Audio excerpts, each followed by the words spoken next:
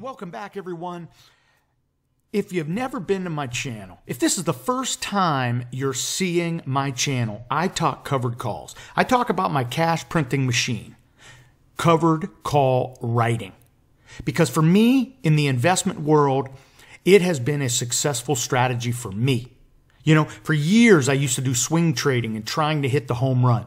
But once I learned the covered call strategy, it's been successful trade after successful trade. So for me, I love talking about it, and I love getting the feedback that you folks like what I'm doing. Hey, look, today's going to be a quick one. I'm going to talk about one of the most requested questions I get, and that is how to get in the game. So I have an idea for you. Then I'm going to show you my Microsoft trade, my most recent Microsoft weekly trade, because that is another question I get. How do I use weekly? How do I use great stocks to get to create the weekly income? And you know, if you've been watching my videos, you know that those are my tasty crumbs. I love collecting the 150 to 200 to 250 tasty crumb week after week after week, and we do that time and time again. Hey, look, I keep my goals and my hurdles short so I can get over them and have success. There is no greater motivator in the world than success, right? So I have a goal, I have a plan, I execute the plan, and I have success. And using the covered call writing strategy, it has worked for me. So, hey, with that said, let's get going with it. Subscribe to my channel. You will get an email notification when I do my next Red Hot Cover Call video. And hey, look, bang that like button. Bang the like button to let me know you like what I'm doing. Hey, look, I don't get paid for the like button. It lets me know you like what I'm doing, so I'll do another Red Hot Cover Call video. Guys, I'm going to talk to you about how to get in the game, okay? I did this video earlier today. I'm going to splice this in, okay? My intro was all whacked out and it went way too long, and I know some of you cats want me to get straight to the point, so that's what I'm going to do. But I'm going to lead you into this, okay? I'm going to sort of ease you in, okay? Right away, I'm going to talk about getting in the game. How to get in the game. You know, I talk about Whirlpool. Whirlpool's a $170, $80 stock. I talk about Win, $130 stock, right? I'm writing covered calls on stocks that I like. I have my little basket of stocks that I like. But a lot of people tell me, hey, look, man, I love the idea. I love what you're telling me. But I don't have 17 grand to be buying 100 shares of Whirlpool. Now, hey, look, I understand that. And I also understand I'm blessed, okay? So with that said, I have a little idea for you. Now, when you watch this second part of the video, make no mistake, I'm not recommending any stocks. Hey, you have to find the stock that you can live with. Because remember, when you write your covered call, you have to live with that stock because you have to own it. Okay? But it is an idea. Look, the reality is this. There are great stocks out there that cost about 30 bucks.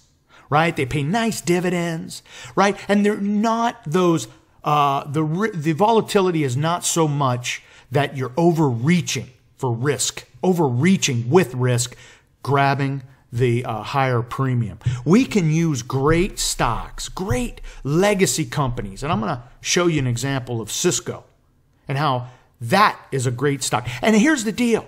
If you have about $3,000, you can buy that 100 shares. And the point I wanted to make with that video is, look, okay, you could buy your 100 shares.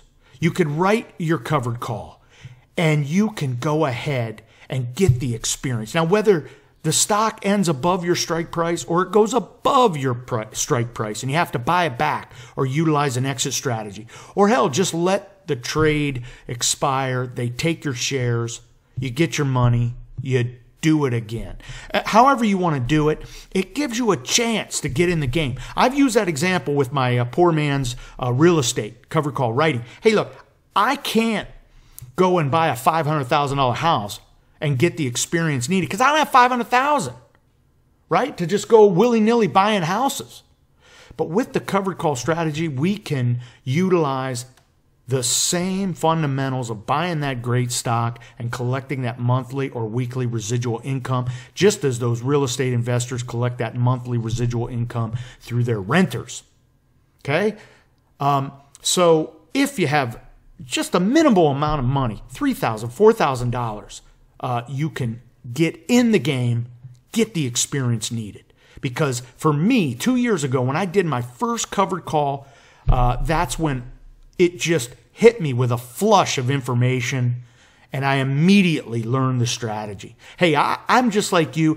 2 years ago, I was sitting on the other side of this microphone wanting to learn, feeling apprehensive of doing the strategy, feeling nervous that I was going to screw up.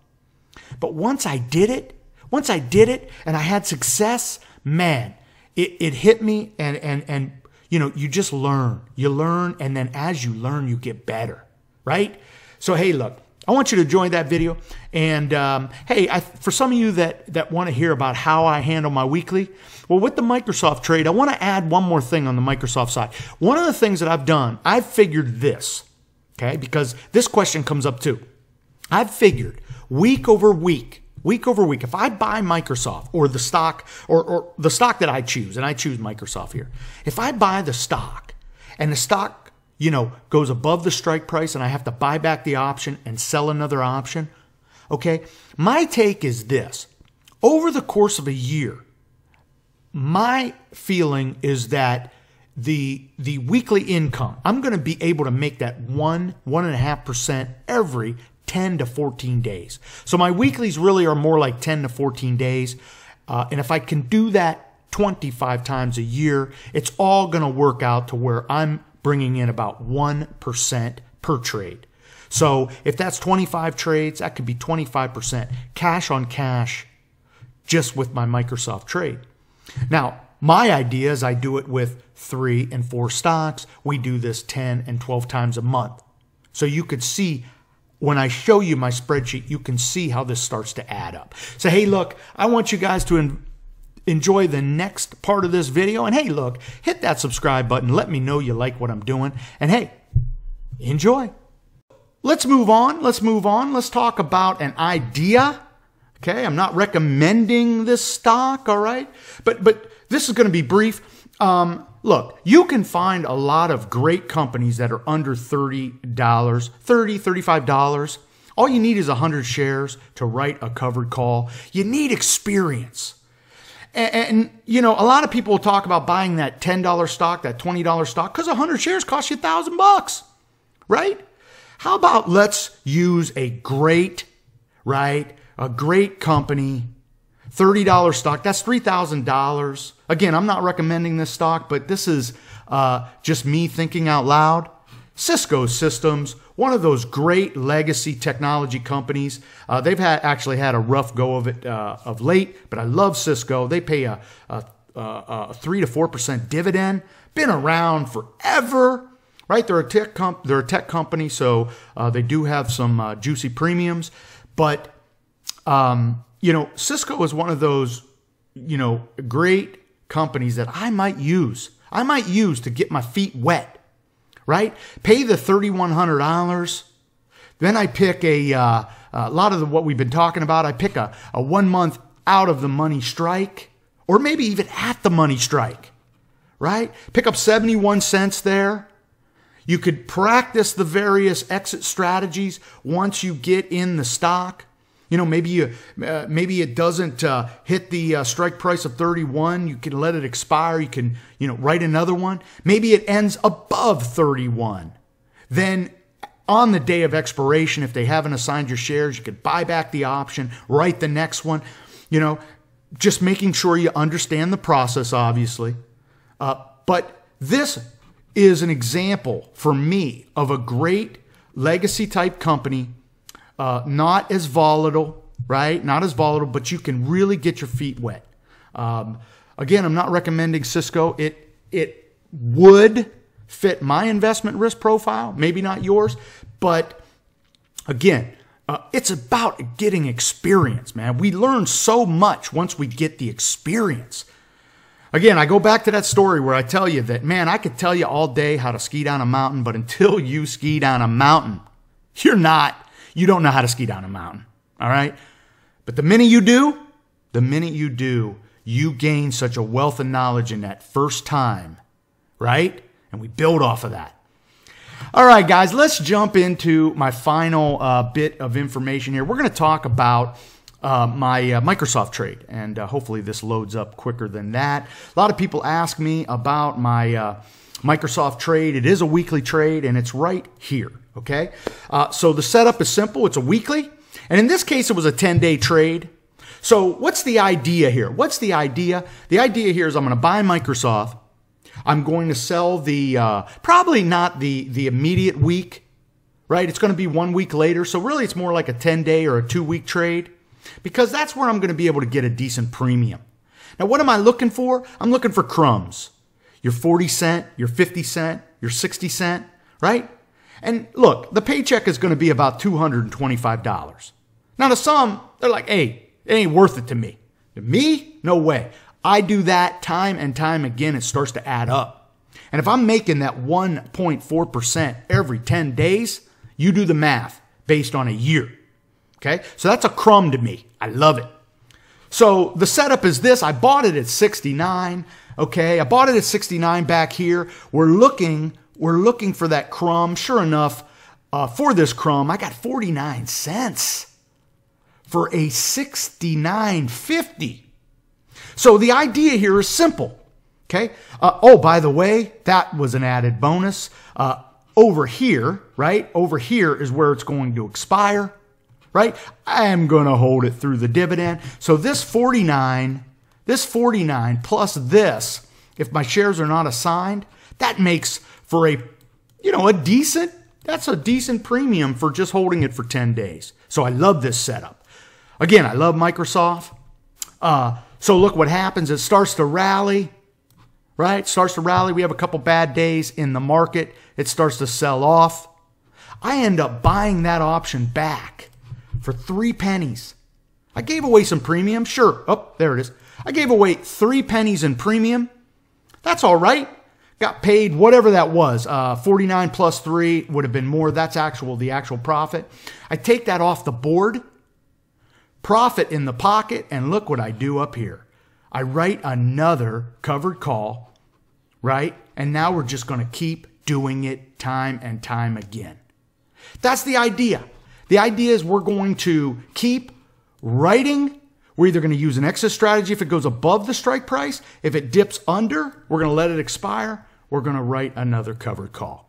Now, I figure Microsoft is one of those stocks that won't get away from me. It's not one where I'm buying it at 69 and I wake up and it's down at 59. That's how I feel about it. So I'm able, because it trades in a tight range, I'm able to write these deviations out of the money, making the 50 and 60 cents. I call those my tasty crumbs. We do it time and time again. I do it on 3 and 4 and 5 stocks. We do that 10, 11, 12 times a month. And you could see, and I'll end on this, okay, because I'm boring you cats here. You could see my very modest goal of, what was it this year? $12,000? Was it? No, it was $24,000. I think that was the goal. I'm not sure. You could see I'm only in month 5. Month 5, and we're at 16.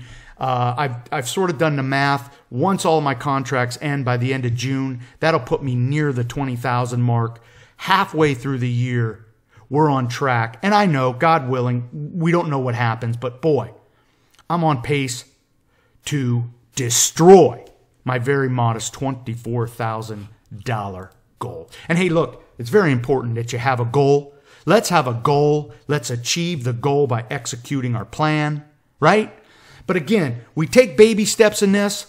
Again, I hope you learned something today. Maybe you did, maybe you didn't, but most importantly, let's get a little bit of experience, right, with not much risk, and do it time and time again.